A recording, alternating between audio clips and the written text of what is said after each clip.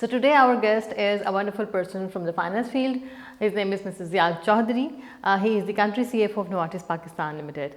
Not only this, he is known to be a wonderful speaker on multiple, multiple networking sessions, multiple gatherings, and the learning sessions.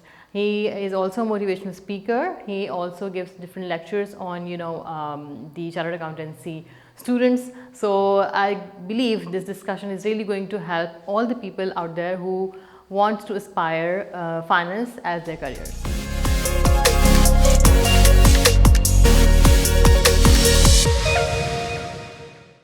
अस्सलाम वालेकुम।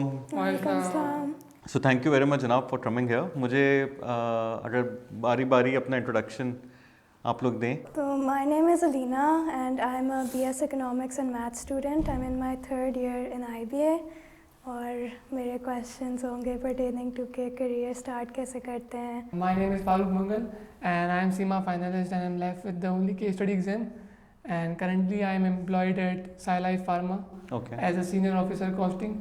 So we'll be looking forward to ask you some questions in order to grow in our career and being a future CFO. सही। Assalamu alaikum. My name is Muhammad Umar and I am pursuing and I am a CMA finalist. 3 papers remaining, and right now I'm working at Master Textile Mills as an AM finance. अच्छा, very good, माशाल्लाह। सो मैं अपने बारे में थोड़ा सा आपको बताता हूँ। सो बेसिकली मेरा जो आप कह लें प्रोफेशनल जर्नी का day 1 was in this very building. तो मैं जब इस बिल्डिंग पे पहुंचा, लोकेशन देखता हुआ, so I was actually surprise to see कि इधर पहले होता था school of business studies SPS, जहाँ पे मैंने CA की अपनी पहली क्लास इधर ली थी। तो the first year that I did was exactly in this room जिसमें हम अभी बैठे हैं। मतलब ये पूरा पहले वही कॉलेज होता था, तो इसलिए मुझे बड़ा आके एक जो है ना एक वो sort of it was very nostalgic because that was somewhat like 20 years ago. So that is where it all started. और चार्टर्ड अकाउंटेंसी मैंने करने का सोचा अपने अब्बा से इंस्पायर होके। So basically that I completed that in 2007, जो मेरी आर्टिकल्स ख़त्म हुई है फर्गूसन से। और उसके बाद फिर मैंने अपना career I was kind of looking for a better work life balance. और उस वक्त ये ऑलरेडी डिसाइड हो चुका था कि मेरी शादी होने लगी है। So of course I also had to consider my wife's preferences. वो भी चार्टर्ड अकाउंटेंट हैं, तो वो she was very well aware कि अगर आपके फर्म में जो एक डिफरेंट तरीके का वर्क एनवायरनमेंट है, बाकी और कुछ कंपनीज़ में डिफरेंट तरीके का है, so it's all about your preference. तो मैंने वहाँ से जो अपना शुरू किया, तो फिर मैंने बायर ज्वाइन की पहले, और बायर में 10 साल काम करने के बाद, सो दैट वाज अ जर्नी जिसकी हम बात करेंगे थोड़ी देर में। उसके बाद फिर मैंने नोवार्टिस ज्वाइन की, that was almost 7 years ago, back in 2017। तो अब 7th ईयर है, और दैट्स अबाउट इट। इसके अलावा बाकी और मैं PICG पे फैकल्टी भी हूँ, फैकल्टी मेंबर भी हूँ, और मैं ट्रेनिंग्स कराता हूँ बोर्ड ऑफ डायरेक्टर्स की on topics of property governance. इसके अलावा बाकी और कुछ चीज़ें हैं जो हॉबीज़ हैं, पर्सनल और दूसरे मामलात हैं, बट ऑफ कोर्स मेन चीज़ जो मेरे करियर रिलेटेड या प्रोफेशनल रिलेटेड, वो ये 2 चीज़ें हैं। राइट। सो बताइए आप कैसे आना हुआ, क्या आपके सवालात हैं, क्या आपने पूछना है? सवाल मेरा ये है कि as a CMA student what students should do with along with the qualification, जैसे कोई फाइनेंस के हवाले से कोई स्किल परस्यू करनी चाहिए, what type of skill should he pursue? So देखिए, पहली चीज़ तो ये कि जो मेरा एक बहुत जिस पे something that I really rely on, और जो मैंने अपने सारी एक जर्नी में जो सीखा है एक चीज़, the best skill that you can have is to manage people management जो है, लोगों के साथ आप किस तरह से अपने ताल्लुकात रखते हैं, किस तरह आप ताल्लुकात बेहतर करते हैं। और वो चीज़ आपको ऑफ कोर्स जब आप जितना लोगों से इंटरेक्ट करते रहेंगे, जितनी चीज़ों में आप खुद से आगे बढ़ के उनको मैनेज करेंगे, हैंडल करेंगे, तो आपको मुख्तलिफ लोगों के साथ काम करना आएगा, और या फिर मुख्तलिफ लोगों के साथ आपको चलना आएगा, रिलेशनशिप बिल्डिंग जिसको कहते हैं। सो that is one of the key skills which I believe अब ये बिल्कुल फाइनेंस से हटके है. This is an everyday skill. This is like something which will always help you in everything. That's my personal believe. और ये एक वाहिद चीज़ है जिसने मुझे बहुत ज़्यादा हेल्प की है थ्रू आउट माई जर्नी, जितनी भी अभी तक रही है. बिकॉज ऑफ कोर्स जो आप एक अपना फाइनेंशियल आई मीन जो आप एक प्रोफेशनल क्वालिफिकेशन आप अपनी करते हैं, सो वो तो एक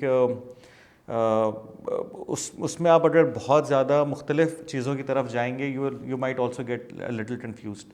लेकिन आपके पास एक जब बेसिक नॉलेज आ गई है और उसके बाद आपके पास एक प्रोफेशनल क्वालिफिकेशन आ गई है, तो फिर आपको आई थिंक अपने आप को इस तरह से डेवलप करना है कि आप एक ओवरऑल इकॉनमी में एक बेहतर कंट्रीब्यूटर कैसे बन सकते हैं.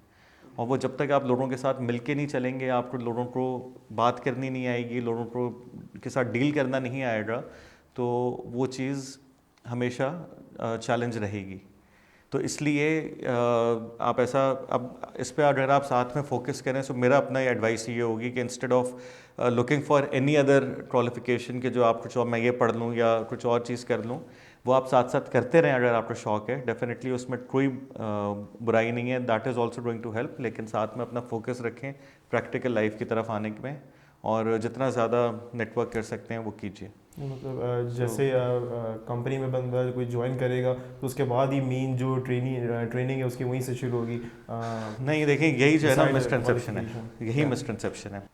It's not only with the job के जहाँ पे आप लोगों के साथ अपनी रिलेशनशिप बिल्डिंग शुरू कर सकते हैं या आप सीखना शुरू कर सकते हैं. जॉब से पहले भी बहुत सारे इस तरह के एवेन्यूज़ हैं कि जहाँ पे जाके आप इंटरेक्ट करें. आपने बहुत सारे इस तरह के सेशंस में या सेमिनार्स में देखा होगा कि लोग जाते हैं, ऑडिटोरियम में बैठते हैं, सामने जो स्टेज पे बात हो रही है वो सुनी, जैसे ही वो रैप अप हुआ उन्होंने थैंक यू बोला, वो वहाँ से निकले और चले गए.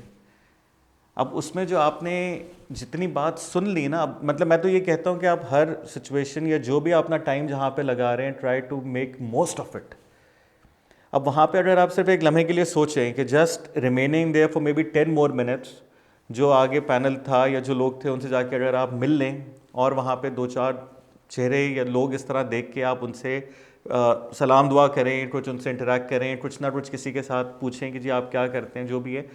तो अगर उस पर्टिकुलर सेशन में आपको कुछ आप ना भी उससे कोई गेन करें, लेकिन आपके अंदर एटलीस्ट एक कॉन्फिडेंस बिल्डिंग हो रही है. एक आप वैसे नेचुरली एक चीज़ आपका माइंडसेट इस तरह का ट्रेन हो रहा है कि आप फिर जाके इस चीज़ को जब बढ़ाते चले जाएंगे, तो इसी से ही आपका आहिस्ता आहिस्ता नेटवर्क डेवलप होना शुरू होगा. तो आपके पास हर जगह, चाहे आप जॉब पे हों या नहीं हो, आपके पास हर जगह आप वैसे भी खाने पे जा रहे हैं, कुछ भी है. अब मैं ये नहीं कह रहा कि आप हर जगह लोगों से मिलके आप रुकिए और उन सलाम दुआ करते रहें, बट ऑफ कोर्स कहीं पे ऐसा कोई फोरम है जो कि आपके प्रोफेशन से रिलेटेड है या जहाँ पे लाइक माइंडेड लोग हो सकते हैं, तो वहाँ पे आप ज़रूर रुकिए और थोड़ा बहुत लोगों से बातचीत कीजिए. ये आपको this will take you a long way इंशाल्लाह. Thank you. अच्छा, basically I actually belong to the finance family. आप कह सकते हैं कि मेरे घर में जो है सब सीमा क्वालिफाइड है. My father is also ICMA qualified. He is also working in the CFO at the CFO position.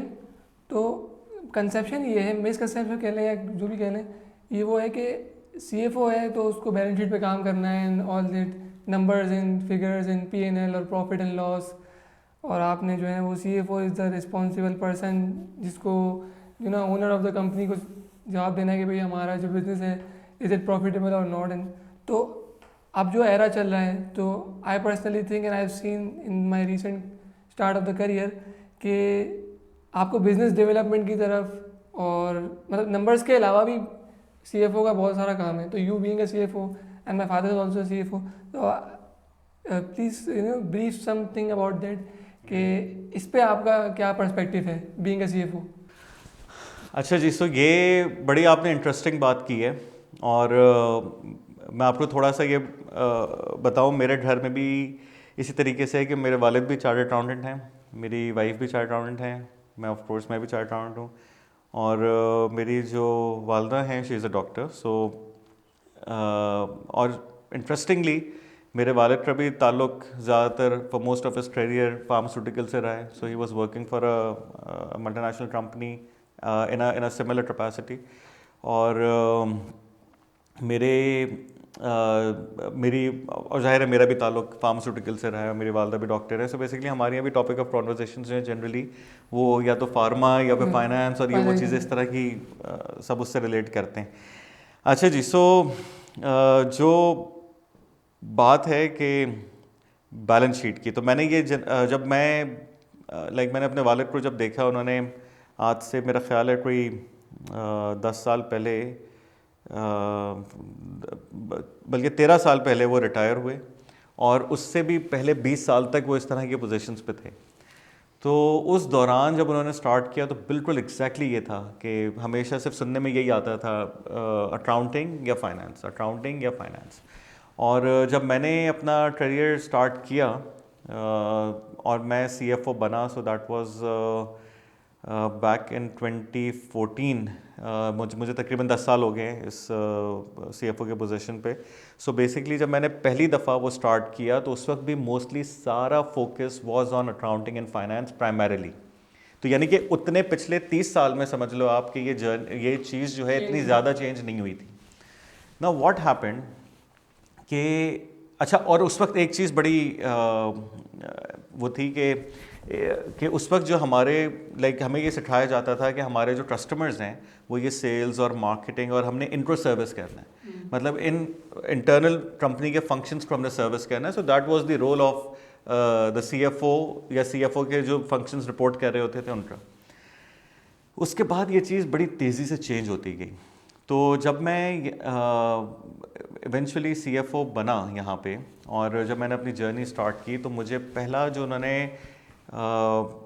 मैं बायर में था उस वक्त, और बायर में जो है वो फार्मास्यूटिकल और क्रॉप साइंस दोनों डिविजन्स थे।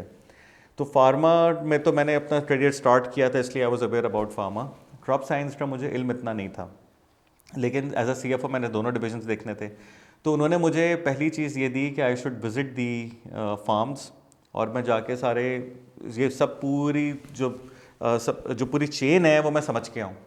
तो मैं गया, मैंने बाकायदा पूरा जो है वो 2 हफ्ते का विज़िट किया, जिसमें मैं किसानों से मिला, ज़मीनों पे गए, ये समझा कि ये होता कैसे है, उनका जो है वो फसल में किस किस्म की उनकी रिक्वायरमेंट्स हैं, क्या चीज़ें हैं, पेमेंट जनरली अगर उन्होंने कोई चीज़ के पैसे देने हैं तो उनके पास क्या चैलेंजेस हैं, उनको कैसे हम सॉल्व कर सकते हैं, ये सब चीज़ें जो है उनसे समझी। जो आरत बोलते हैं मिडिल मैन को, जो एग्रीकल्चर में जो मिडिल मैन होता है, जो कि वो ख़रीदता है अनाज, जो ब्रोकर एग्जैक्टली जो अनाज ख़रीदता है और फिर आगे वो मार्केट में बेचता है, उसको आरत बोलते हैं या आरती। तो उन लोगों से मिला कि वो जी अब वो क्या है मार्केट का, तो भाई एक पूरी मार्केट समझ के उसके बाद मैं अपने जॉब में शुरू कर सका, because by that time CFO का रोल ऑलरेडी इवॉल्व होना शुरू हो गया था। और ये फाइनेंस का ये चीज़ स्टैब्लिश हो गई थी कि जो फाइनेंस के भी जो कस्टमर्स हैं वो एंड कस्टमर है, जो इवेंचुअली जो पूरी कंपनी का एक ही कस्टमर है, जो कि एंड कंज्यूमर है, जहाँ से रेवेन्यू जनरेट हो रहा है। तो ये जब ये एक फंडामेंटल चेंज आया तो उसके बाद सारी चीज़ ही बदल गई। ठीक है, तो फिर CFO से ये एक्सपेक्ट किया जाने लगा कि CFO को पूरी कस्टमर्स का पता होना चाहिए, बिजनेस का पता होना चाहिए, मार्केट का पता होना चाहिए, और वो सिर्फ एक बैक एंड फंक्शन नहीं बचा, उसका नाम भी चेंज करके सर्विस फंक्शन से अब एक बिजनेस पार्टनर रख दिया। बिजनेस पार्टनर, तो ये एक बहुत बड़ा चेंज था, जो कि अगर वैसे कहने को तो जी पहले वो सर्विस प्रोवाइडर कहते थे, बिजनेस पार्टनर कहना शुरू कर दिया, लेकिन अगर आप इस चीज़ को समझें तो मुझे याद है कि जो मैंने पहली अपनी टीम से जब ये टाउन हॉल एक की और उसमें मैंने ये बात की कि जी now we would be called business partners and not just called, we have to make it be like a business partner. अपने दिमाग में बिठा लेना है, क्यों? Because we have to see it in a way कि जब कि अगर ये कंपनी है तो हम हैं तो कंपनी है। So basically it goes hand in hand. सबने मिलके जो है वो कंपनी के लिए they have to work for the company, और उसको जो भी उसकी वैल्यू है वो मैक्सिमाइज करनी है। अच्छा, ये तो हो गई एक बात। दूसरा जो फंडामेंटल चेंज आया वो था टेक्नोलॉजी। और जब ये नए सिस्टम्स जितने भी आने लगे और जब शेयर्ड सर्विस सेंटर से कॉन्सेप्ट डेवलप हुआ, तो उसके बाद अकाउंटिंग को, फाइनेंस को, या जो भी दीगर रिस्पॉन्सिबिलिटीज़ होती थी एक ट्रांजैक्शंस रिकॉर्ड करने के हवाले से या फिर गवर्नेंस के हवाले से, तो उनको ब्रेक किया गया 2 चीज़ों में। Number 1 was transactional nature, number 2 was knowledge based. Transactional purely since आपको पता है कि जी उसमें रूल्स अप्लाई हो सकते हैं कि ये IFRS सेल्स है, है। एग्जैक्टली ये सेल्स है, ये ऐसे बुक होनी है और उसके बाद दूसरी एंट्री इधर होनी है, तो दैट इज समथिंग जहाँ पे आपको हर दफ़ा सोचने की तो ज़रूरत नहीं है। इट्स बेसिकली द कॉन्सेप्ट जो हम बुक में पढ़ते हैं। तो ये अभी मैं AI से पहले की बात बता रहा हूँ। अब उस वक्त जो नॉर्मल ये बेसिक जो अकाउंटिंग सिस्टम्स थे, अब उनके अंदर अगर आप ये स्टैब्लिश कर दें कि जी ये एंट्री कैसे रिकॉर्ड होनी है, तो all you have to do is just book a transaction, उसके बाद उसकी अकाउंटिंग खुद ही होगी। Totally AI concept. ठीक है जी। अब ये आपने अपना इंसान को उसके लिए सोचने की ज़रूरत नहीं है, अपना टाइम भी लगाने की ज़रूरत नहीं है। तो उन्होंने कहा जितना भी ट्रांजैक्शनल नेचर की चीज़ें हैं उनको हम कर देते हैं सारा Automate कर कंबाइन और शेयर्ड सर्विस पे ले जाते हैं। शेयर्ड सर्विस का क्या मतलब है कि 10 या 12 कंपनीज या कंट्रीज जो ऐसे भी एज द केस में भी वो मिला के एक जगह पे उन सबकी अकाउंटिंग हो जाए, बिकॉज सब पे एक ही प्रिंसिपल अप्लाई हो रहा है। ठीक है जी। जितना लेकिन नॉलेज बेस्ड है वो होना चाहिए किसके पास, जो लोग जिस पे Human resources ताकि वो लोग उस पर सोचें भी, कुछ डेवलपमेंट भी करें और चीज़ों को बेहतर करें। तो ज़ाहिर आप ह्यूमन एलिमेंट तो ख़त्म नहीं कर सकते, बट वो हो गया लिमिटेड। अब सिंस आपके पास टाइम भी है और आप बिजनेस भी समझ गए, so now CFOs started to be a very active part of the strategy meetings, risk management, फिर और जैसे फंक्शंस लाइक सिंस IT की इतनी मेजर इन्वॉल्वमेंट थी, so IT also was reporting to the CFO then in many companies, not all of course, हर एक का अपना अलग होता है। लेकिन जो सबसे इंटरेस्टिंग बात हुई वो ये कि बहुत सारी कंपनीज में सप्लाई चेन ने CFO को रिपोर्ट करना शुरू कर दिया। Exactly. And the moment in our company as well. Exactly. So the moment supply chain आया तो दुनिया ही बदल गई।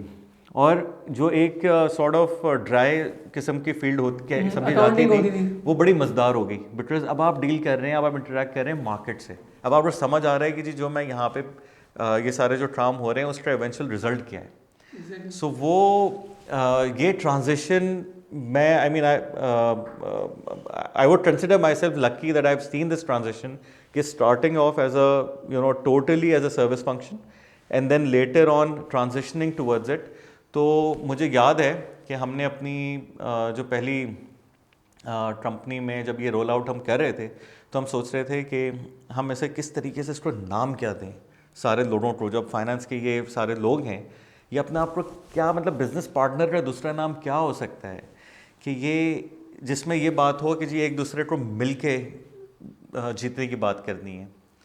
तो हमने कहा कि जी हम सबको कहेंगे कि दोस्त, कि हर आदमी एक दूसरे का दोस्त है और जो बेहतरीन दोस्त बन के दिखाएगा उसको अवार्ड मिलेगा। और उसकी हमने कैरेक्टरिस्टिक्स जब डिफ़ाइन किए कि दोस्त के क्या होते हैं, कि दोस्त जो है अपनी जीत से पहले अपने दोस्त की जीत सोचता है।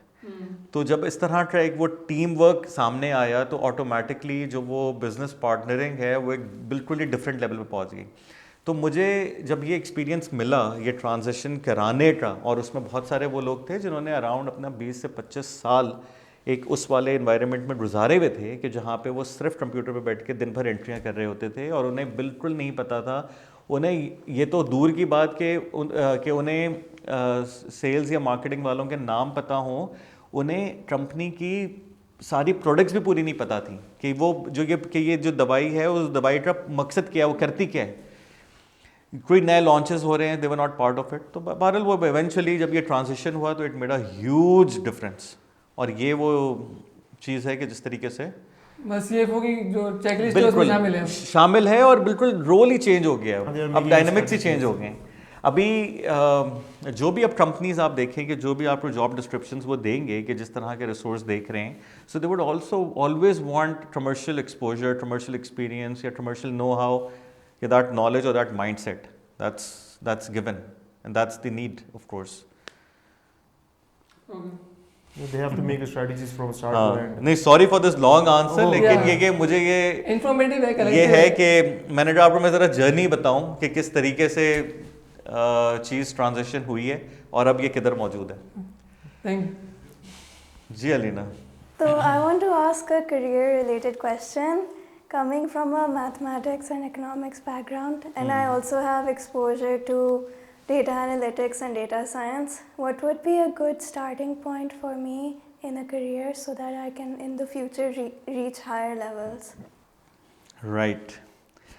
अच्छा जी, so let me ask that question I mean, let me put that question back to you. ये आप मुझे बताएं कि what would you want to do? Where do you want to start your career from? What's your interest? Well, I'm very adaptable in my skills. I'm interested in logistics. I'm interested in analyzing how you can find solutions to problems. So, but I don't know where I should focus my direction towards. You have your answer in your question, right? Because if you have an interest in logistics and that's primarily supply chain as well, so just look for that kind of a role, because at the end of the day, whatever you enjoy doing, you would always you should find something कि जिसमें आपको ये ना लगे कि मैं अपना time कहीं वेस्ट कर रही हूँ. मैं आपको एक प्रिंसिपल देता हूँ and then I think that would probably help you maybe decide further. एक मॉडल होता है कि जहाँ पे you keep on just spending and not building anything. मतलब मिसाल के तौर पे अगर कोई आप यूँ कह लें कि गाड़ी की दो तरह की लीजेस होती हैं. एक वो है कि मैं गाड़ी का किराया देता रहूँ और मैं डेली गाड़ी चलाता रहूँ. मैं 5 साल 10 साल तक मैं रोज़ किराया देता हूँ, मैं गाड़ी चलाता रहता हूँ. एक वो है कि मैं थोड़ा सा उसमें ऐड ऑन करूँ किराए में या जो भी, और वो गाड़ी 5 साल में मेरी हो जाए. यानी कि अब मैं जो पैसा लगा रहा हूँ उस पर या मैं जो उसका किराया दे रहा हूँ, सो that is building into something. ठीक है, एक एसेट बिल्ड हो रहा है. मैं ये समझता हूँ कि ये प्रिंसिपल हर चीज़ में एप्लीकेबल है. आपका जो टाइम है, मतलब जब भी आपके पास ये सेटिस्फैक्शन होगी कि मैं अपना टाइम कहीं पे मैं लगा रही हूँ या मैं अपनी मेहनत एक जगह पे कर रही हूँ और वो चीज़ किसी चीज़ में कन्वर्ट हो रही है, कोई चीज़ उसमें बिल्डअप हो रही है, right. It's not just for the purpose of कि मैं अपना दिन भर बिजी रहा हूँ, I grow and I make some money, spend it and then I am done. If you are getting some satisfaction out of it, you are building something for yourself, कि वो आप एक career अपना उससे आप देख रहे हैं कि हाँ this is the direction I want to be in. तो आपको जब द मोमेंट आपको अपना टाइम इन्वेस्टमेंट लगने लगे rather than as an expense, आप डिफरेंस समझते हैं दोनों में? आप समझती हैं डिफरेंस? मतलब एक्सपेंसेस के जो आपने किया और वो ख़त्म हो गया, राइट. इन्वेस्टमेंट इज कि जो आप कर रहे हैं और वो बिल्डअप हो रही है किसी चीज़ में. इन्वेस्टमेंट इज सब, उसका कोई रिटर्न मिल रहा है. इन्वेस्टमेंट का रिटर्न होता है, तो हर का रिटर्न नहीं एग्जैक्टली. तो जब आपको अगर ये आपका एक कॉन्सेप्ट अपना क्लियर हो जाए और आपको जिस पॉइंट पे ये लगना शुरू हो जाए कि मैं जो अपना टाइम लगा रहा हूँ तो वो एक मेरी इन्वेस्टमेंट है मेरे अपने अंदर या मेरे करियर में. लाइक मिसाल मैं आपको देता हूँ कि मजबूरी में एट टाइम्स ये आपको करना पड़ता है कि आपके पास कोई और अपॉर्चुनिटी अभी नहीं है जो आप चाह रहे हो. अब आपने कोई ऐसी चीज़ शुरू की कि जो आपको पता है कि मेरी ये एक सॉर्ट ऑफ ब्रिजिंग अरेंजमेंट है कि मुझे जैसे ही अपनी पसंद की चीज़ मिलेगी तो आई विल स्विच. तो वो आप टाइम रोज़ ये सोच के लगा रहे होते हैं कि आप अपनी पसंद की चीज़ ही ढूंढ रहे होते हैं. आप उसमें सिर्फ ये सोच के लगा रहे होते हैं कि बस मैं दिन गुजारने. और मुझे इस चीज़ से जो है ना, अभी मैंने it's just a survival requirement, तो मैंने वो करना है. तो that's not adding up to anything. वो जो आपका टाइम है, मतलब वो आपके लिए बस इतना ही है कि आपको उसमें वैल्यू एडिशन नहीं है. आपको उस टाइम से वही मिल रहा है कि अपना नॉर्मल आपको बस सैलरी मिल रही है उसकी. लेकिन आपको पता है कि मैंने अपना करियर रियली जो मेरा शुरू हो रहा है वो उस पॉइंट से हो रहा है जब मैं अपनी मर्जी की ये चीज़ कर रहा हूँ या कर रही होंगी. एग्जैक्टली. सो तो find that spot, right, find that thing कि जहाँ पे आपको ये सेटिस्फैक्शन मिले कि इट्स बिल्डिंग इनटू समथिंग. आपका जो टाइम है वो एक सॉर्ट ऑफ इन्वेस्टमेंट है और आपको उसकी खुशी मिल रही है. इन्वेस्टमेंट सिर्फ ये नहीं होती फाइनेंशियल टर्म्स में. इन्वेस्टमेंट ये भी होती है कि peace of mind, which is I think the most important, personal satisfaction, कि आपको जो चीज़ करने में सुकून मिल रहा है या खुशी मिल रही है और आपको एक ये फील हो रहा है कि yes I have achieved something, आप उस तरफ जाइए. How do I get a position, a starting point, if my competitor is someone from, for example, business management, and they seem to have more experience than me? There are multiple opportunities out there. Number one, ठीक है. अब आपको उसमें ये आपके मतलब आपने जो इतना स्पेसिफिक सवाल किया, आपके जहन में ऐसी कोई चीज़ है कि जहाँ पे ये रियल लाइफ सिनेरियो हो, या is it something which is hypothetical कि अगर हुआ तो क्या होगा? Hypothetical mostly. Hypothetical, okay. नहीं तो फिर देन सी आई मीन उस केस में my response would be that do not underestimate yourself, right? I mean see frankly speaking when I started, मुझे 6 महीने लगे एक अपनी पसंद की जॉब मिलने में। 6 महीने तक आई केप्ट ऑन सर्चिंग, और मे बी शायद थोड़ा सा उससे ज़्यादा ही।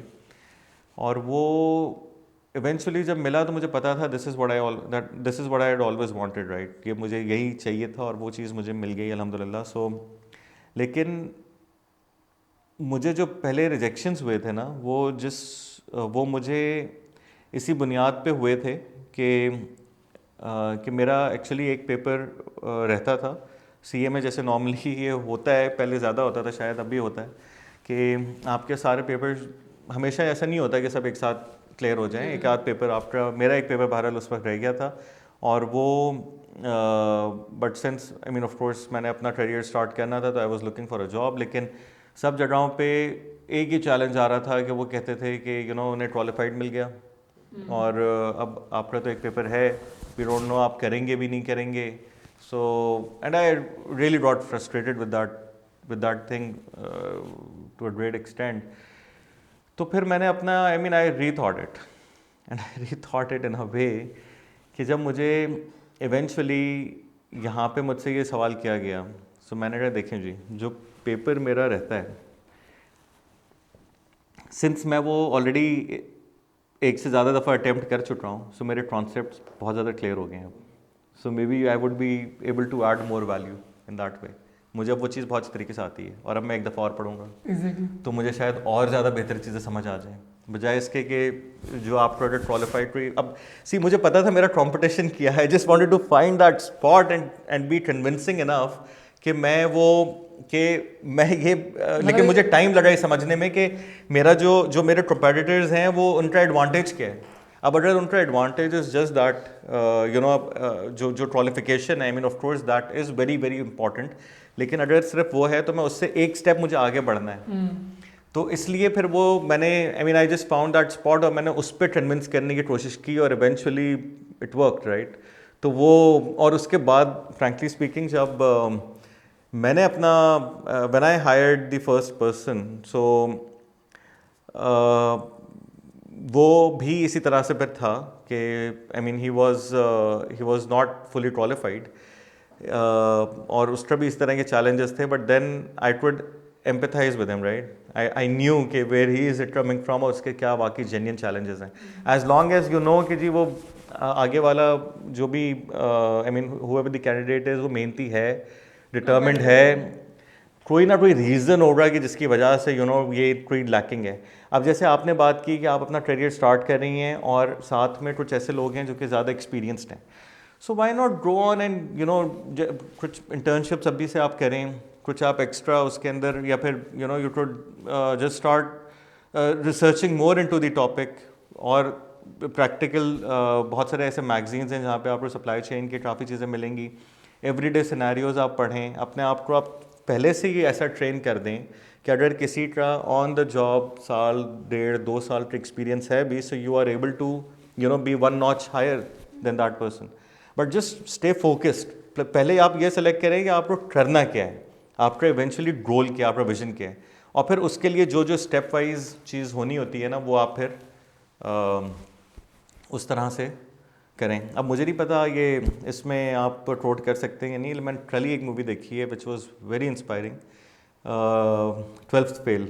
12वीं फेल। तो 12वीं फेल, तो मतलब वो रियली दैट्स अ स्टोरी के, और वो अगर जब मुझे पता लगा कि it's based on a true it's a true story, ऐसे बहुत सारे हैं जिनको मैं अपने रियल लाइफ में भी जानता हूँ। I don't know whether they would be okay with me coating it, but मेरे सामने 2 ऐसे एग्जाम्पल्स हैं कि जो लोग रियली मैं आपको पॉइंट आउट करूँ, and I can do it offline, आप जाके उनके प्रोफाइल्स देखें, और फिर मैं आपको बताऊं कि जब ये आए थे तो बिल्कुल ये एक ऐसे बैकग्राउंड से आए थे कि इनकी फैमिली में किसी ने पढ़ाई की तरफ मतलब वो फोकस नहीं था, एक डिफरेंट तरीके का बैकग्राउंड था, वो एक निकले अपने मतलब ख़ानदान में उन्होंने ये डिसाइड किया कि मैंने कुछ बनना है, कुछ करना है, और जब वो करके और निकले तो वो बहुत आगे चले गए हैं। मतलब बहुत ज़बरदस्त किस्म की उन लोगों की अचीवमेंट्स हैं, and you can not even believe कि वो उनका इस तरह से। तो जब मैं एक्चुअली ये मूवी देख रहा था तो मुझे वो दो लोग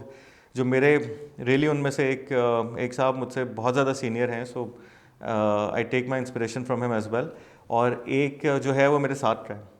आई mean he is my colleague, he used to be my colleague. तो रियली ये मतलब this is true, this can happen, you just have to be determined. एक सीन है, वर्ड है कि रीस्टार्ट, जब भी वो फेल होता है वो कहता है रीस्टार्ट। तो वो एक बहुत major to not to give up ना, नॉट टू गिव अप, कि भाई उसका 4th अटेम्प्ट है और वो इसके बाद फेल हो जाएगा, तो भाई फेल हो गया, रीस्टार्ट, दोबारा करेंगे। तो वो एक मैसेज जो है ना, वो मतलब ऐसा होता है professional qualification, my dad says कि भाई फेल होते हैं बंदे, मतलब प्रोफेशनल क्वालिफिकेशन में आप रुकाते कर लेते हो, ऐसे ही है। और ही ऑल्सो मेंशंस दैट कि भाई अगर आप एक पेपर फेल करते हो, जैसे आपने अगर फाइनेंशियल अकाउंटिंग का पेपर फेल किया तो यू स्टडी अगेन, दोबारा पढ़ोगे, 2 मरतबा फेल किया, तीसरी मरतबा निकलेगा, तो आप उस बंदे से ज़्यादा कंपेटिटिव होगे जो एक बार पढ़ के पास कर लिया और आपने 3 दफ़ा उस किताब को पढ़ा है, तो आपके कॉन्सेप्ट ज़्यादा क्लियर होंगे। तो take it as an opportunity, everything can be taken as an opportunity, that's the और फिर मेन वही पॉइंट। रीस्टार्ट वाली बात है। एग्जैक्टली, और आप उस चीज़ को अपने दिमाग में रखें, आप जब फोकस्ड रहेंगे ना अपने एम पे, अपनी इवेंचुअल गोल पे। अच्छा, आपने उसमें एक चीज़ नोट की, उससे जब ये पूछा कि अगर नहीं बनते, ये क्वालिफिकेशन तुम्हें नहीं मिलती तो फिर क्या करोगे, तो उसने कहा कि मेरा तो इवेंचुअल जो विजन है वो ये है कि चीटिंग ख़त्म हो और लोग जो हैं वो उसकी सीधे रास्ते पे आए, तो मैंने तो उसके लिए मैं दूसरे तरीके से ठहरूंगा। अब मतलब यानी कि उसका this was a means to achieve his vision, ये नहीं था कि ये qualification is not everything. So that is what I am trying to explain, कि क्वालिफिकेशन या आपकी जो भी ये पढ़ाई है या जो भी आप अपना काम कर रहे हैं, that is just a means to achieve your vision.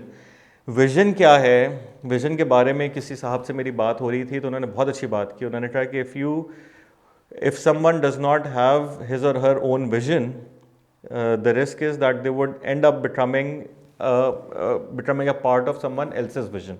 यानी कि आपको पता भी नहीं होगा, मतलब आपको अगर अपने रास्ते का नहीं पता कि आप किधर जा रहे हैं, तो या आपने किधर जाना है, तो आपको दूसरा कोई भी हाथ पकड़ के किसी भी रास्ते पे लेके चलेगा, वो आप उसे चल देंगे।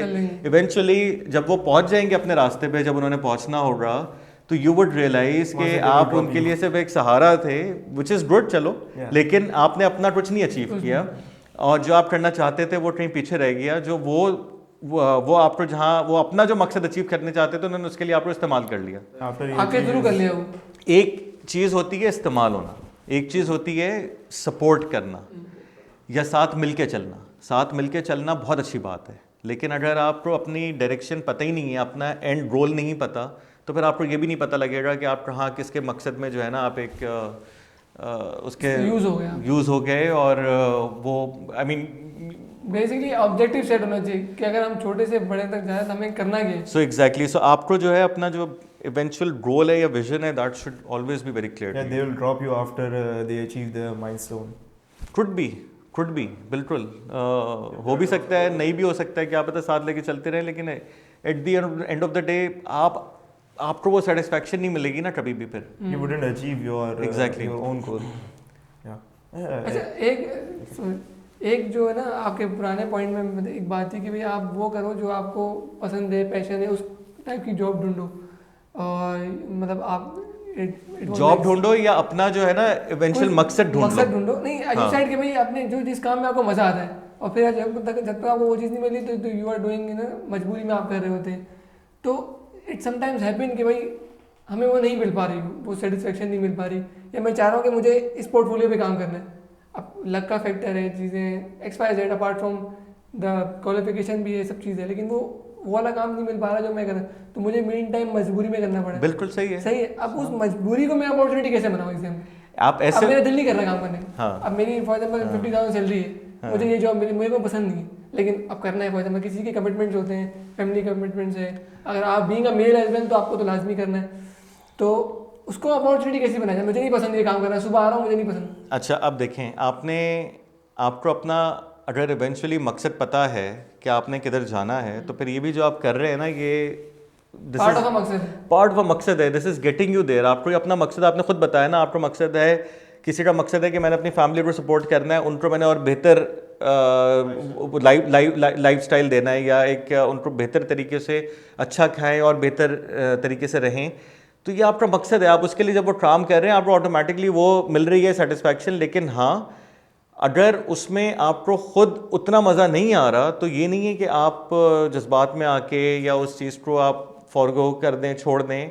वो मैं समझता हूँ वो नाशुक्री होती है। ठीक है, आप रैशनल रहें और अपने उस तरफ आप देखते रहें, इंशाल्लाह सूनर और लेटर मिल जाएगा, डेफिनेटली हो जाता है। मैं आपको अपनी एक मिसाल देता हूँ। मुझे कभी भी सीए करने का शौक़ नहीं था, मुझे पढ़ाई का शौक़ ही नहीं था, बड़ा क्लियर था हमेशा से। मैंने 18 साल की उम्र में अपना पहला ब्रांड बनाया था जिसमें मैं कपड़े और कुर्ते और शर्ट्स ये मैं डिज़ाइन करना शुरू किए थे। उसकी मैंने एग्जीबिशन कर दी। तो मेरे वालिद साहब को जब पता लगा तो उन्होंने मुझे पहले कोशिश की कि मैं सही से समझूं कि मुझे पढ़ाई करना ज़रूरी है, उसके बाद जो मर्ज़ी आप करें। फिर मुझे क्लास 7th से आई वॉज इनटू फोटोग्राफी, और मैंने अपना प्रोफेशनल कैमरा, मतलब मैं पहले जो मेरी थोड़ा करके सेविंग्स थी, तो मुझे याद है मैं पहला अपना कैमरा ख़रीदा था when I was in class 9th। तो पॉकेट मनी जमा होते होते वो चीज़ें करके, और फिर वो मैं उस वक्त से मैं फ़ोटोग्राफी का मुझे शौक़ था, लेकिन मैं कभी भी उसको परस्यू इसलिए नहीं कर पाया प्रॉपरली, बिकॉज ज़ाहिर है यही बहुत सारी रिस्पॉन्सिबिलिटीज़ और चीज़ें। और फिर आहिस्ता आहिस्ता जब अब्बा ने भी समझाया तो मैंने इस दौरान फिर 3 ब्रांड्स अपने बना लिए थे। वक्तन यही होता था कि पहले मैं करके समझ गया, बैठ गया, फिर 1-1.5-2 साल बाद फिर मुझे कुछ हुआ, फिर मैंने वो करना शुरू किया। तो मुझे उसमें मज़ा आता था, बट ऑफ कोर्स उस वक्त उसमें ऐसा कोई ख़ास like future point of view से या फाइनेंशियल पॉइंट ऑफ व्यू से जो है ना इतना ज़्यादा एक तो फ़ायदा भी नहीं था। दूसरी एक बात ये थी, उससे इम्पॉर्टेंट बात ये थी कि मेरे वालिदैन का ये ख्याल था या उनकी गाइडेंस ये थी कि I should get some professional qualification first, और उसके बाद जो मर्ज़ी आप करें। लेकिन वो उसके बाद फिर शादी हो गई और फिर और रिस्पॉन्सिबिलिटीज़, तो वो चीज़ें जब मैं एक दफ़ा उसमें आया सीए में तो वो चलता रहा। लेकिन I was at least lucky to have a job के जिसमें मैं कोर फाइनेंस से हट के बिज़नेस के साथ भी कर रहा होता था, बिकॉज मुझे वहाँ पे अब क्या अपॉर्चुनिटी मिली मैं आपको बताना चाह रहा हूँ कि जब आप मार्केटिंग और सेल्स का काम कर रहे होते हैं तो उसमें क्रिएटिव काम होता है। मेरा हमेशा से ये मुझे था शौक़ कि कुछ क्रिएटिव ना कुछ नया कुछ करे और कुछ डेवलप करे आदमी। तो मैं उनके साथ बैठ के जो है ना वो सेल कॉन्फ्रेंसेज या मार्केटिंग कैंपेन्स या उस चीज़ों में जो है ना मैं पार्टिसिपेट कर रहा होता था, ऐसे खुद से जाके, मतलब जब मुझे टाइम मिलता था मैं डिस्कस कर रहा हूँ चीज़ें। तो जो प्रोडक्ट मैनेजर्स थे ना वो उनको भी एक टाइम पे आइडिया हुआ कि भाई कुछ ज़रा से कहीं पे इसके कोई आइडियाज़ का हम कोई फ़ायदा उठा सकते हैं। तो फिर वो भी मुझसे डिस्कस करने लगे, तो आहिस्ता आहिस्ता मुझे उसी चीज़ में मज़ा आने लगा। अच्छा, फिर सिंस फोटोग्राफी का शौक़ था तो कुछ इस तरह के इवेंट्स में जो है ना मैंने खुद से फोटोग्राफी की या चीज़ें कवर की। और जब हम कोई ट्रैवल कर रहे थे तो उधर, तो वो जब मैंने इनको चंद लोगों ने तस्वीरें देखी तो वहाँ से मुझे एक अपॉर्चुनिटी और उसमें मिल गई कि जो कॉर्पोरेट इवेंट्स होते थे या उसमें जो फोटोग्राफी के कॉम्पिटिशन्स होते थे उसमें पार्टिसिपेट करना शुरू कर दिया। तो फिर वो एक चीज़ भी साथ में पूरी होने लगी। अब एक मेन चीज़ चल रही है, लेकिन वही बात है कि फिर जब मुझे करियर शुरू करते ही मैं ख्याल है 1.5 या 2 साल बाद उन्होंने मुझे कहा कि जी सप्लाई चेन की भी रिस्पॉन्सिबिलिटी मुझे दे रहे थे। एक ऑर्गेनाइजेशन में रीऑर्गेनाइजेशन हुई थी तो उसमें सप्लाई चेन भी फाइनेंस साथ मर्ज कर रहे थे। अच्छा, मेरे जो ट्रू फाइनेंस के लोग थे ना उन्होंने मुझे कहा कि ज़्यादा ये क्या कर रहे हो, मतलब it's not your core job right, अपना कोर वो है, लेट्स फोकस ऑन दैट, इस पे जाओगे पता नहीं ये वो। तो मैंने कहा तो मतलब ये तो वो चीज़ है कि जिसका मुझे इसीलिए तो शौक़ है कि कुछ नया करने को हो ना, कुछ मतलब आप बुक कीपिंग और इन सब चीज़ों से हट के आप कुछ नया करें, get related to your field, but something जिसमें कुछ रोज़ कुछ नई चीज़ आ रही है या कुछ आपको मैनेज करने को ऐसा मिल रहा है। तो बस वही आहिस्ता आहिस्ता करके सिंस एक डायरेक्शन वो थी तो वो हो गया। अब जब टाइम थोड़ा बहुत ये कि मिलना शुरू हुआ वीकेंड्स पे प्रॉपर, सब थोड़े बच्चे बड़े हो गए, चीज़ें ऑर्गेनाइज हो गई और फाइनेंशियली भी थोड़ी इस तरह की कैपेसिटी आ गई कि मैं अपने इक्विपमेंट और चीज़ें ख़रीद सकूं। सो फिर मैंने अपना ये जो फोटोग्राफी वाला पैशन है इसको प्रोफेशनली मैंने कोई 8 साल पहले रिवाइव किया।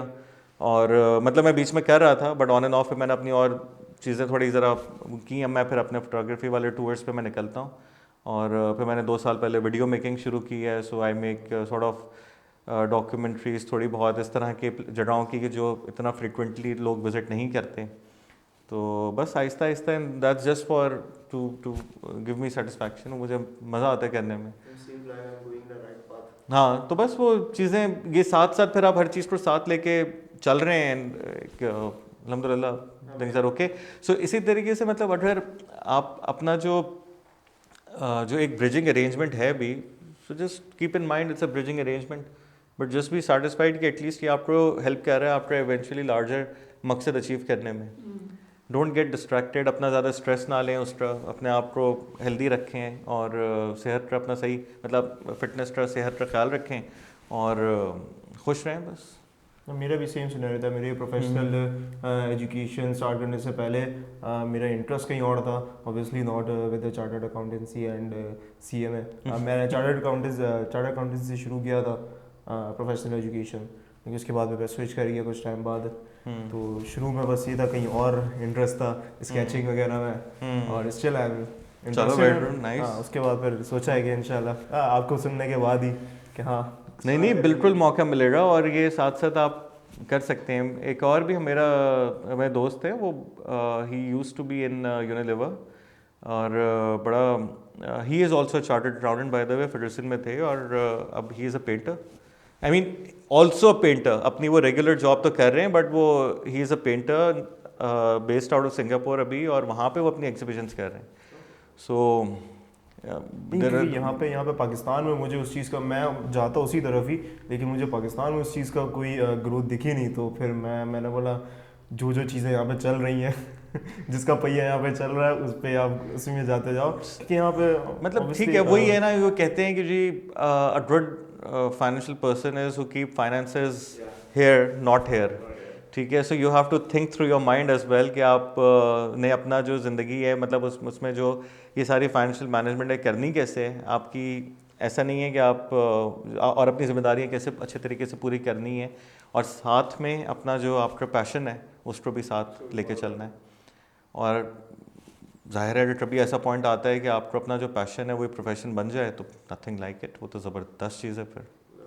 एग्जैक्टली जी अलीना, आपके सवाल एक सवाल अभी मेरे जहन में आया था कि what's the difference between the culture in a multinational organisation versus a local organisation?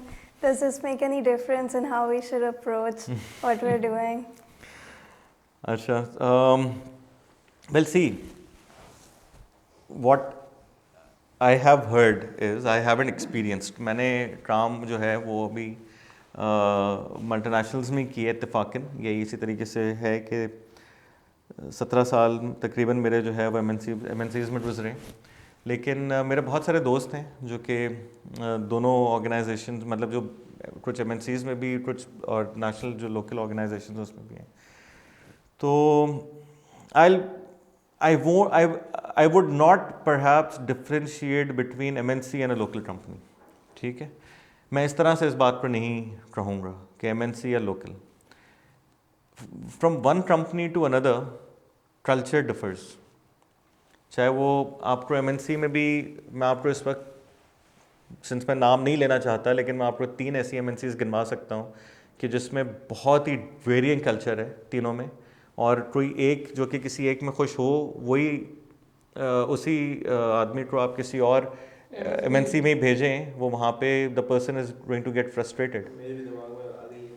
इसी तरह से लोकल कंपनीज़ में ऐसी कंपनीज़ और ऐसे ग्रुप्स हैं कि जहाँ पे लोग काफ़ी चंद जगहों पे ये कि उनको कोई परेशानी भी होती है और कुछ ऐसे हैं जो कि बहुत खुश हैं। तो इसलिए कल्चर का बुनियादी डिफरेंस जो है ना वो ऑर्गेनाइजेशन टू ऑर्गेनाइजेशन वेरी करता है। लेकिन सिर्फ एक चीज़ है कि ज़ाहिर है आपको मल्टीनेशनल्स में थोड़ी अपॉर्चुनिटी मिलती है कि आप सिंस बहुत सारे ममालिक में वो कंपनी मौजूद होती है तो वहाँ का एक sort of internationally culture evolve हुआ होता है कि वो कहीं उन्होंने कोई कॉमन ग्राउंड्स देखे हुए होते हैं कि जो पूरी सारे मुल्कों में एक साथ किस्म एक तरीके से चीज़ को लेके चल सकें।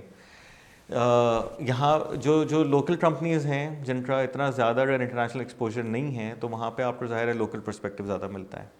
तो this is probably the only sort of a main difference which I would say. लेकिन अदर देन दैट बाकी every company has a choice कि वो किस तरह से लेके करते हैं चीज़ें। और अब जिस तरीके से लोकल कंपनीज़, पाकिस्तानी कंपनीज़ जो इवॉल्व कर रही हैं, जस्ट सुपर्ब। मतलब आप कल की लिंक्डइन के पोस्ट देखें, देवर न्यूमरस कंपनीज जिन्होंने ये पोस्ट किया हुआ था कि since you know they care so much for the employees, so it's a work from home today right, due to rains and all. ये आज से 10 साल पहले शायद आपको इस तरह से नहीं देखने को मिलता कि बट कंपनीज इतना ज़बरदस्त तरीके से इवॉल्व हो रही हैं। मैं कुछ किसी पर्टिकुलर कंपनी की बात नहीं कह रहा, मैं ओवरऑल जनरली एक मार्केट की बात कर रहा हूँ। क्या पता ये मल्टीनेशनल भी ना होता हो पहले, लेकिन अब ये हर जगह ये सब लोग इस तरह से इस डायरेक्शन में इवॉल्व कर रहे हैं, सोच रहे हैं कि लोग ज़्यादा से ज़्यादा किस तरह से सेटिस्फाइड रह सकते हैं। सर एक चीज़ ये है, एक सवाल इस तरह का है कि आपका जो टोटल इंडस्ट्री का जो फार्मास्यूटिकल इंडस्ट्री से बिलोंग है टोटली, एंड मैंने अपना करियर जो स्टार्ट करा है वो टेक्सटाइल इंडस्ट्री से शुरू करा है। तो is it a good start? Because sometimes I think I should switch to the pharmaceutical company. नहीं, क्यों ऐसा? फार्मास्यूटिकल क्यों? Because there is a lot of thing to learn in a pharmaceutical company, as I think, because it's sometimes a frustration in the textile company. So मुझे ये बताएं, आपको पाकिस्तान के exports का अंदाज़ा है? मेजर सेक्टर कौन सा है जो कि मेजर सबसे बड़ा, which is mainly coming in the textile industry right? तो अगर मैं पोटेंशियल के पॉइंट ऑफ व्यू से देखूँ, and Pakistan is one of the largest cotton producers as well, अगर मैं पोटेंशियल के हिसाब से देखूँ, so there is a lot more potential. तो मतलब डू नॉट अंडरमाइन कि जो आप मतलब कि जहाँ आप काम कर रहे हैं, आई थिंक दैट इज़ फार्मास्यूटिकल का इस वक्त जो एक्सपोर्ट्स हैं वो पाकिस्तान की अराउंड तकरीबन कोई $350 मिलियन के करीब है, विच कम्स टू या आई मीन अब ये पता नहीं ये मैं एग्जैक्ट सही नंबर बोल रहा हूँ या नहीं, बट बहरहाल देखा जाए तो टेक्सटाइल का जो एक्सपोर्ट लेवल है वो ज़्यादा है। अच्छा बहरहाल चलो मैं ये कह रहा हूँ कि जो एक्सपोर्ट का जो पार्ट है, मतलब एक चलो एक ये फैक्टर है, ठीक है, तो डू नॉट अंडरमाइन कि जो आप अपना वो सोच रहे हैं, फार्मास्यूटिकल जो है वो डेवलपिंग सेक्टर है डेफिनेटली, और बड़ी तेज़ी से डेवलप हो रहा है। लेकिन मैं ये समझता हूँ कि चाहे कोई भी इंडस्ट्री हो, be a textile, pharma, FMCG, oil and gas, banking, whatever जो भी इंडस्ट्री है, तो वहाँ पे I think you can be a good contributor anywhere.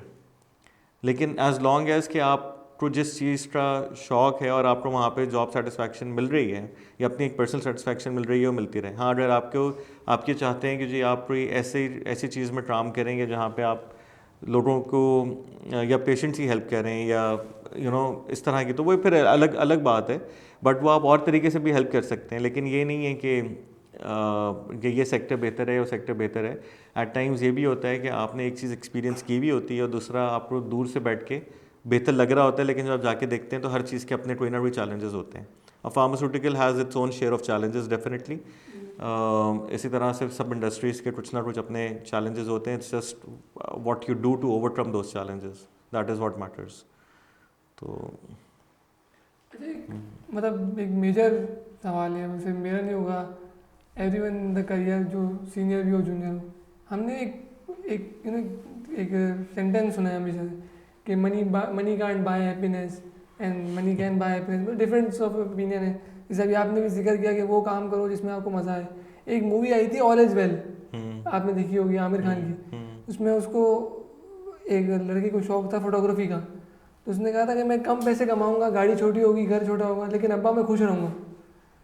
तो मेरा ओपिनियन है डिफेंस कि मेजर आप अपने घर में जो है ना, जैसे मुझे पसंद है, आपने कहा मार्केटिंग पसंद है, सप्लाई चेन का काम पसंद है, अब मैं अपने घर पे जाके अपनी पसंद तो लेकर नहीं जाऊँगा। वो जब व्हेनेवर आई गो होम तो वो मुझसे एक्सपेक्ट करेंगे मैं अपनी फाइनेंशियल रिस्पॉन्सिबिलिटी अच्छे से निभाऊँ। अगर मैं अपने घर पे जाके 1 लाख रुपये ज़्यादा दूंगा और ये नहीं बोलूँगा कि मैं अपनी मनपसंद काम नहीं कर रहा, तो they will be more happy कि भाई नीड्स हैं, चीज़ें वो हैं। खुश होंगे तो आप खुश होंगे या नहीं? एग्जैक्टली। तो फिर आपकी खुशी इसमें है ना कि अगर आपके माँ बाप खुश होते हैं एग्जैक्टली तो यही बात है। जैसे फाइनेंशियल लोग जैसे अक्सर कहते हैं कि भाई हर चीज़ पैसा नहीं होता भाई, as far as I think कि भाई पैसा हर चीज़ नहीं होता, तो मेजर चीज़ तो पैसा ही होता है। कि देखिए अगर मेरी मनपसंद का काम नहीं है यहाँ पर आके काम करना, मुझे शौक नहीं है, लेकिन मुझे आज पैसे ज़्यादा मिल रहे हैं। मुझे देखिए इसने इन्होंने कहा कि टेक्सटाइल से फार्मास्यूटिकल में जाना है, फॉर एग्जाम्पल मुझे टेक्सटाइल में जाना है, मुझे टेक्सटाइल का कल्चर नहीं पसंद, प्रोसेसेस नहीं पसंद, फार्मास्यूटिकल के प्रोसेसेस मुझे पसंद है कि भाई वहाँ पे रेगुलेशन ज़्यादा है, वहाँ पे रेगुलेशन कम है, लेकिन मुझे पैसे टेक्सटाइल ज़्यादा दे रहे हैं। और ultimately I have to support my family, my belongings. तो मेरे लिए अब देखिए ना डिफरेंस हो, मेरे लिए चॉइस क्या है, life is all about choices. या तो मैं अपनी पसंद का काम देख लूँ, या मैं अपनी पसंद के पैसे देख लूँ जो मुझे अपने घर वालों को देने, या मैं अपनी रिस्पॉन्सिबिलिटीज फुलफिल करनी है। तो बीइंग अ CFO या बीइंग अ सीनियर पोजीशन, या आपने ग्रो किया, छोटे लेवल से बंदा अपना करियर स्टार्ट करता है, तो इस फाइनेंशियल फैक्टर को आपने किस तरह कंसिडर किया अपनी लाइफ में? एक छोटा सा फैक्टर है, मैंने और नहीं लगाया बीच में। जैसे आप कह रहे हैं ना कि या तो पर्सनल सेटिस्फैक्शन या फाइनेंस, ये जो या है ना, और मैंने और नहीं लगाया, मैंने एंड लगा दिया बस, सिंपल। जो मैंने अभी आपको अपनी स्टोरी सुनाई है उसमें एंड था कि मैंने कहा कि ये तो मुझे पता है ज़िम्मेदारी है, ज़िम्मेदारी के साथ साथ अपनी जो चीज़ है उसको किस तरीके से कर सकते हैं वो साथ में थोड़ा बहुत करते रहे, जॉब पे भी और जॉब के अलावा भी जब जब टाइम मिला। सिर्फ टाइम मैंने इसमें लगाया उस वक्त कि मुझे वो टाइम मिल जाए शाम को एटलीस्ट, कि जिस वक्त मैं अपनी पसंद की चीज़, अब तो खैर मुझे जो मैं जॉब है वही मुझे पसंद आ गई अच्छी तरीके से, तो और साथ में सिंस मुझे टाइम मिल जाता है बाकी चीज़ें करने रहा, तो मैंने टाइम अपना इस तरह की जॉब ढूंढने पे लगाया कि जहाँ पे मतलब मैंने ये डिसीजन ले लिया कि मैं उस तरह के इदारे में काम नहीं करूँगा कि जहाँ पे मैं अपना वर्क लाइफ बैलेंस मेंटेन ना कर पाऊँ अपनी मर्ज़ी के हिसाब से। जहाँ पे मुझे पता है कि मैं कर सकता हूँ और मुझे थोड़ा बहुत टाइम मिल जाएगा, तो वहाँ पे मैंने I chose to take both the things together, जब तक के दोनों ट्रेन पॉइंट पे जाके मर्ज ना हो जाए। क्या पता आज से 5 साल बाद हम मिल रहे हो तो मैं क्या पता सिर्फ वीडियोज़ ही बना रहा हूँ, डॉक्यूमेंट्रीज ही बना रहा हूँ, फोटोग्राफी कर रहा हूँ, और उसी से मैं इतना अपना सारा फाइनेंशियल नीड्स ही पूरी कर पाऊँ, हो सकता है। बट एक चीज़ साथ साथ चल रही है ना, so basically it's not like कि मुझे आज 2 साल में या 4 साल में सब चीज़ अचीव करनी है। आई शुड ऑलवेज फोकस कि मेरी एक जर्नी कंटिन्यूड रहे, डायरेक्शन मुझे पता है किधर है, इवेंचुअली वो भी मुझे पता है कि मेरा लार्जर विजन क्या है, कि मैं ये काम करके मैंने अचीव क्या करना है। ये नहीं है सिर्फ कि मैंने बस तस्वीरें खींच के खुश हो जाना है, मुझे उससे इवेंचुअल अचीव क्या करना है वो मुझे पता है। Now this is a means to get there, वो होगा इंशाल्लाह, आई मीन हो जाएगा। बट ये कि जब तक नहीं, तो जब तक चीज़ें साथ चल रही हैं एंड आई एम हैप्पी। तो आपका भी केस में भी मतलब सिंस आपको अभी अपनी ये बहुत बड़ी सेटिस्फैक्शन है कि जो आपको खुशी मिल रही है कि आप अपने माँ बाप की और किसी की जिसके भी आप सहारा बन रहे हैं उसकी खुशी में आप अपनी खुशी देख रहे हैं, सो सिर्फ बड़ी बात है नहीं। पहली चीज़ तो ये, और साथ में अगर आप अपना ये फोकस जारी रखें कि भूलें नहीं कि आप करना क्या चाहते हैं, तो साथ साथ अपने लिए उसके लिए टाइम निकालते रहें वो चीज़। सो वन मोर क्वेश्चन, मैंने देखा है कि जो फार्मास्यूटिकल कंपनी और FMCG कंपनी जो इंडस्ट्री है वो टेक्सटाइल की तरफ वो ज़्यादा टेक्सटाइल के जो एम्प्लॉयज़ हैं उनको कंसिडर नहीं करती, क्योंकि मेन रीज़न मुझे लगता है कि उनकी जो कॉस्टिंग है और उनकी जो बाकी एनालिसिस है एंड बजटिंग है ये सब टोटली डिफरेंट है। या ये मेन रीज़न है या फिर दे डू कंसिडर दैम? हाँ नहीं देखो, ये तो आप सही कह रहे हो, लेकिन वो मेरा ख्याल है जब अप्लाई होता है जब बहुत टाइम हो जाए, मतलब एक आपके ऊपर जब मैं आपको बिल्कुल प्रैक्टिकल बात बता रहा हूँ, मैं वो कि जनरली ज़ाहिर है अगर कोई भी कंपनी हायर कर रही है तो उनके पास एक ऑप्शन है कि जहाँ पे उसी इंडस्ट्री का 4 से 5 साल का एक्सपीरियंस वाला कैंडिडेट मौजूद है और साथ में एक है जिसके दूसरी इंडस्ट्री का एक्सपीरियंस है, so they might end up picking up the one जो कि जिसका एक्सपीरियंस है उधर का मौजूद। लेकिन अगेन देखें, एक तो ये कि हाँ बहुत टाइम हो जाए तो आप लोग ज़रा चैलेंज होता है, ऐसा नहीं है कि नहीं होता। मैंने हाँ लाइक आजकल तो बहुत ज़्यादा ओपननेस हो गई है, ख़ास तौर से मतलब जिन चंद कंपनीज़ को मैं जानता हूँ वो उधर मैंने ये देखा है कि ओपननेस है कि फाइनेंस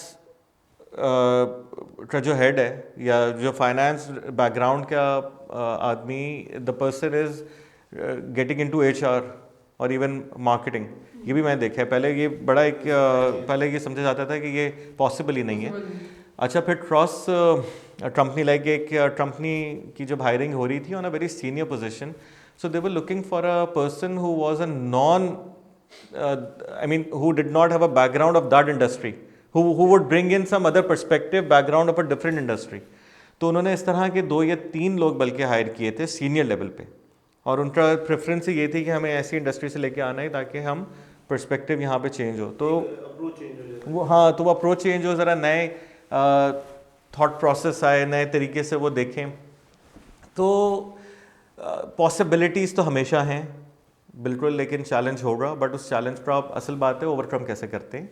तो अगर आप किसी लेट्स से आप अभी चाह रहे हैं कि आप FMCG को परस्यू करना चाह रहे हैं या फार्मास्यूटिकल को फॉर दैट मैटर आप परस्यू करना चाह रहे हैं, so start reading about it, start getting involve. अगर आप टेक्सटाइल में भी हैं, आप उस इंडस्ट्री के बारे में पढ़ें, देखें। आजकल तो सोर्सेज खुली हैं, इतनी सारे मतलब आपके पास ऑप्शंस हैं, इतने सारे पब्लिकेशंस हैं जो आती हैं रेगुलर गूगल पे, मतलब you can search and then get the latest news. Just be hands on, अपना थोड़ा बहुत समझते रहें। जो वहाँ के आपको कोई जानने वाले कोई ना कोई फैमिली में, दोस्तों के दोस्तों में कोई ना कोई ऐसा हो रहा है जो उस इंडस्ट्री में काम कर रहा है, उनके साथ ऐसे बैठें, समझें चीज़ें, कभी 1 आध महीने में क्या दफ़ा गपशप कर ली, तो एक कनेक्टेड आप रहते हैं। तो जब आप जाएंगे आपके ऊपर एक वो एज होगा। अगेन वही बात है ना कि आपने अपना ये देखना है कि आप how would you be let's say beat your competition और be better than your competition over there. Yeah, I saw many qualified people who are still stuck in a non-cultural environment, like a non-corporate environment, and they are still stuck in, and they as you said कि उनकी मतलब एक तरीके से as वगैरह या फिर experience वगैरह इतना हो जाता है कि फार्मास्यूटिकल और FMCG मेरे ख्याल से कंसिडर उनको नहीं करेंगी, क्योंकि उनकी पोजीशन ही ऐसी हो गई है कि वो नहीं कंसिडर करेंगी। तो उनके लिए तो पॉसिबल नहीं होगा आगे लिए उनके आगे कल्चर एनवायरनमेंट और सॉरी कॉर्पोरेट एनवायरनमेंट जो है परस्यू करना आगे। किन के लिए? जो नॉन कल्चरल एनवायरनमेंट में, जो नॉन कॉर्पोरेट एनवायरनमेंट में पहले से हैं, जो एक अच्छी पोजीशन पर आ गए हैं, but they are not achieving that corporate environment from any industry. अच्छा देखें जो मैं बात कह रहा हूँ ना कि अपना अगर आप मकसद पे फोकस्ड रहते हैं ना, तो अपने आप को फिर वो you don't and up losing your self. अगर आप मजबूरन किसी ऐसे एनवायरनमेंट में काम कर भी रहे हैं, तो आप अगर जब आप जा रहे हैं वहाँ पे, so what does it take to appear professional या टू बी प्रोफेशनल। मतलब आप अगर उस एनवायरनमेंट में रह के अपने आप को बिल्कुल वैसे ही बना लेंगे, तो फिर आप लूज़ करेंगे ना। अगर आप अपने आप को पता है कि जी मैंने किस तरह से अपने आप को कैरी करना है, एंड सी एक बड़ी अहम कहावत है, और वो ये है कि you should not dress according to the position where you are in, rather according to the position where you want to be. और ये ड्रेस लिटरल सेंस में ड्रेसिंग नहीं है। इट्स नॉट लाइक कि आपने ये कपड़े पहनने की जी वो साहब ये वाले पहनते मैं ही पहनूंगा कि मैंने उनकी पोजीशन में होना है। It's about the entire aura, जो आप पूरा जिस तरह अपने आप को लेके चलते हैं, how you carry your self. तो जब आप नेचुरली अगर कोई दूसरा ये देखता है कि यहाँ yes this person is already in those shoes right, वो ऑलरेडी अपने आप को इस तरह कैरी कर रहा है, जानता है, तो फिर there is nothing remains to be developed. मतलब मैं मकसद ये है कि अपने आप को उस माहौल में अगर आपने कहीं पे ऐसा है और आपका वही अगेन मकसद आपका अगर क्लियर है ना, then you would always be positioning yourself and once you remain focused, तो आप उसी तरह से उसके लिए काम करते रहेंगे अपना मकसद अचीव करने के लिए। नेक्स्ट चीज़ अचीव करने के लिए उसी के बारे में अगर आप थोड़ा रिलेटेड हो जाएं, हाँ, तो दैट विल बी हेल्पफुल। बिल्कुल। So I have a question related to office environment. So coming from a younger generation, we care about our happiness and how we are treated. So if someone is trying to speak up about their toxic boss, so as an executive, would you be wanting this person to be promoted to higher levels, or would you see them as a hindrance and you would say that they're a problem in the company? Okay, ये बड़ा interesting सवाल है, और आई think I mean I also add a question on your question कि literally it happens कि भाई मतलब is there any criteria कि अगर जूनियर जो है वो उसकी फर्स्ट जॉब है तो उसे इस टाइम पीरियड में ये चीज़ें आ जानी चाहिए. लाइक वी एक्सपेक्ट ना कि बहुत इफ माई सीनियर और माई बॉस सेड कि भाई ये काम इस तरह होता है and I start doing that work, फिर मैं थोड़ा टाइम बाद आता हूँ या I am still unclear about it, तो वो कहते हैं यार कितनी दफ़ा मतलब एक जो इन्वायरमेंट एक नॉर्मल कल्चर होता है वो एक स्टार्टर से एक फ्रेशर से एक्सपेक्ट किया जाता है कि is there any time limit कि हमें इस टाइम लिमिट में ये आ जाना चाहिए. अच्छा जी. तो वो गुड बॉस और गुड CFO और गुड सीनियर लेवल का जो बंदा है उसकी क्या अप्रोच होनी चाहिए जूनियर्स की तरफ. ओके. अच्छा, तो मैं इसको इस तरीके से मे बी मैं स्टार्ट करूँगा. और जो अलीना, जो आपने भी जो बात की कि you are concerned about your happiness, you need time to get into that position and not feel pressurized. ये चीज़ें सब related है more or less. और personally I believe कि organization का भी यही focus होता है, because लोग हैं जो कि organization को बनाते हैं. मैं we इसलिए कह रहा हूँ because I mean at least we are focused on this कि लोग खुश हों. जब लोग खुश होंगे तो नेचुरली आपके कस्टमर खुश होंगे इवेंचुअली. तो जो आपने बार बार बॉस का वर्ड यूज़ किया ना, इसको मैं ये समझता हूँ this should be replaced with the word leader. जो मेन डिफरेंस है, एक जगह मैंने पढ़ा था कि boss has a position, leader has people. फ़र्क आप समझते हैं दोनों का? ठीक है. So as soon as the person realizes that he or she does not want to lose the people, तो वो ज़ाहिर है उनकी अप्रोच डिफरेंट होगी. बट अगर आपका जिससे इंटरेक्शन है, अगर उसकी अप्रोच ऐसी नहीं है तो क्या किया जाए? So I think first and foremost is के stay calm and just believe के टाइम पासेस और चीज़ें चेंज होती हैं. सेकेंडली, आई बिलीव के while staying calm you should also speak up and speak up with your and speak with your boss or your leader or whoever that person is जिससे आपको challenge है. Not speak to anybody else against that person but to the person directly. That should be the first step. ऐसा नहीं है कि आप जाके complaint वाले मोड में नहीं आना. ठीक है, that is very important. Because पहली चीज़ जो हमने बात की थी कि you need to build relationships. हर आदमी, जब आप इस दुनिया में, जब आप ये लोगों को समझने के लिए निकलेंगे ना, तो हर आदमी का एटीट्यूड या माइंडसेट आपके जैसा नहीं होगा. हर आदमी आपकी एक्सपेक्टेशंस के हिसाब से नहीं होगा. आपको मुख्तलिफ लोगों से डील करना है. That is exactly what you need to learn. That is exactly. तो ट्रीट और consider this as a practising ground. Do not get impatient. आप देखें कि आपके लिए केस स्टडी है. अगर इस तरह का आदमी है, ही और शी, तो how to best manage that person. आप उसे अपने लिए वो बना दें कि जी मेरा के लिए एक्सपेरिमेंट है अभी, कि मैं अपना जो है ना आई ओवरकम दिस सिचुएशन. अब वो आप अपने एटीट्यूड से आ सकते हैं. आप उससे डायरेक्टली बात करें. अगर कोई वाकई ऐसी चीज़ है which goes against the values and principle, बहुत ही एक्सट्रीम है, तो of course then you can talk to somebody else as well, because वो फिर और लोगों को भी अफेक्ट कर रहा होगा. It would not be the case. लेकिन अगर आपको ऐसा लग रहा है कि जी मुझे ही अफेक्ट कर रहा है और मुझे नहीं पसंद, तो मुझसे निकल के बाहर आएँ और पूरी दुनिया के पर्सपेक्टिव से देखें कि टेक दैट हेलीकॉप्टर व्यू, कि उस तरह के कैरेक्टर्स की भी कहीं ना कहीं प्लेसमेंट होती है उस माहौल में. सब ऐसे नहीं होते.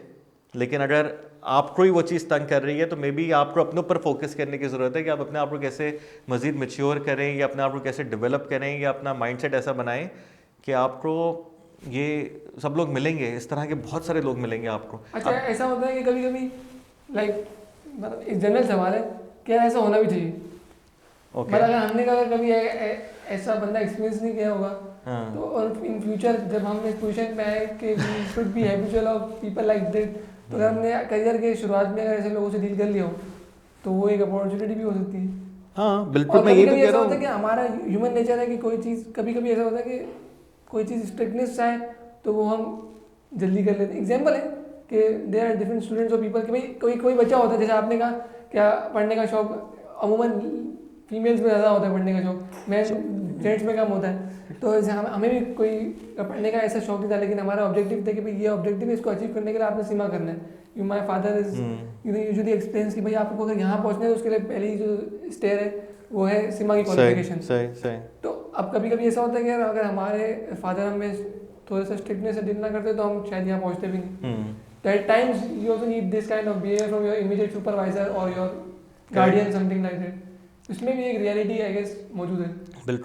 बिल्कुल है। और जिस मोमेंट पे आप ये रियलाइज़ करेंगे ना कि आप हर किस्म के आदमी से डील करना सीख गए हैं, that is where you know कि now you would be successful. Because आप जैसे जैसे जाते रहेंगे और आपका दायरा बढ़ता रहेगा तो आपको हर तरह के लोग मिलेंगे and you would not always have a choice.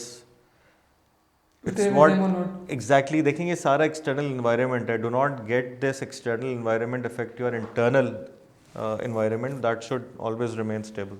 Right जी, तो आपके सवाल सही तरीके से एड्रेस हुए हैं। एनीथिंग जो So thank you so much for your perspective coming from your level, and also your career path was very interesting to learn about, and we've learned a lot today.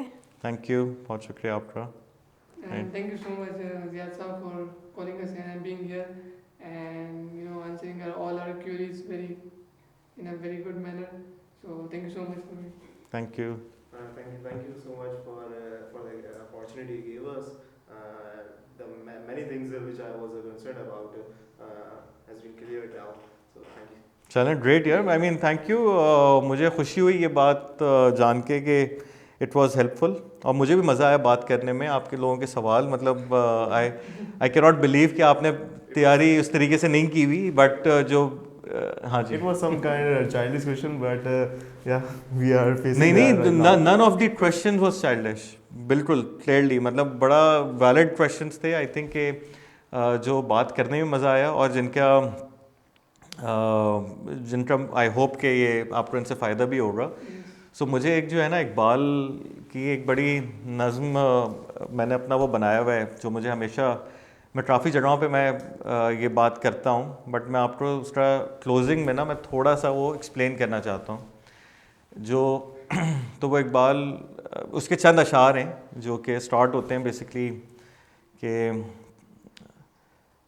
मंजिल से आगे मंजिल तलाश कर, मंजिल से आगे मंजिल तलाश कर, मंजिल यू नो राइट, कि डेस्टिनेशन, एक से जब आपको एक मिल जाए उससे आगे दूसरी तलाश कर, मिल जाए तुझको दरिया तो समंदर तलाश कर, हर शीशा टूट जाता है पत्थर की चोट से, हर शीशा टूट जाता है पत्थर की चोट से, वो शीशा वो तलाश कर जो पत्थर को तोड़ दे।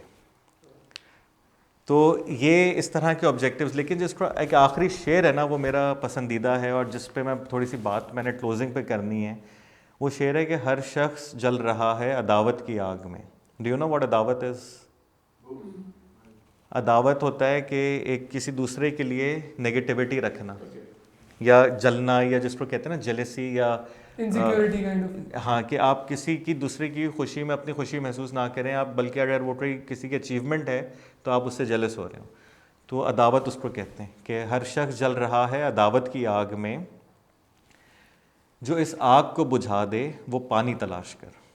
सो बेसिकली अगर आपकी ज़िंदगी का मकसद ये बन जाए कि आप अपने अंदर वो एलिमेंट तलाश करें, वो लेवल, कि जब आप किसी दूसरे की अचीवमेंट में खुशी महसूस करें और ज़रा से भी आपको, बल्कि आप किसी को सपोर्ट कर रहे हैं और वो अचीव करता है, या आपके किसी को कुछ देने से, चाहे वक्त हो, चाहे पैसा हो, चाहे कोई भी चीज़ देने से दूसरे की, अगर दूसरे को खुशी मिल रही है और उस खुशी में आपको अपनी खुशी मिल रही है, so I think that's where we all should be, and that will make the entire society and everything better. और ये जो इंटरनल ये जो पीस है ना, ये आपको फिर आपकी सेहत भी बरकरार रखता है, end of course you know it always helps you progress. And I think that's the main success of your life. Exactly. तो अगर बड़ी क्लियर बात है कि अगर मैं तो ये समझता हूँ कि आप अगर दूसरे की मदद करते हैं उसकी तरक्की में या उसकी प्रोग्रेस में, सो इवेंचुअली आपको जो आप चीज़ चाह रहे हैं ना वो ऑटोमेटिकली खुद मिलती है। मतलब ये इस तरह से आप किसी को रोक के खुद आगे बढ़ना चाहें तो मे बी शॉर्ट टर्म कुछ गेन्स मिल जाएं, बट इवेंचुअली लॉन्ग टर्म में it would not be helpful and one would always regret it, I think, at the end of the day. तो आप साथ मिलके चलें, साथ मिलके जीतें, that's you know वो कहते हैं, माइकल जॉर्डन ने कहा था कि talent wins games and teamwork wins championships. So teamwork is what you know is the core, and we should always focus on. Exactly. ठीक है जी, चलें. Thank you very much. बहुत शुक्रिया आपका.